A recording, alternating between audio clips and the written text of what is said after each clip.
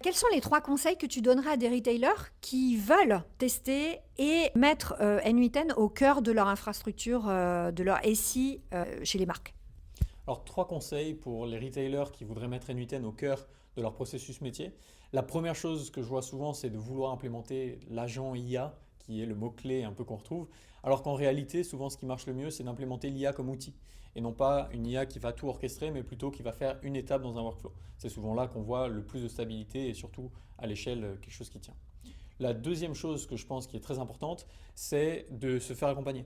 Je pense que d'être seul aujourd'hui sur une solution comme N8N, c'est dommage parce que Code4AS par exemple et plein d'autres tutoriels ou agences permettent d'être accompagnés pour pouvoir développer des workflows, être formés et comme ça aller directement sur les bonnes pratiques d'un outil qui a du coup déjà fait ses preuves.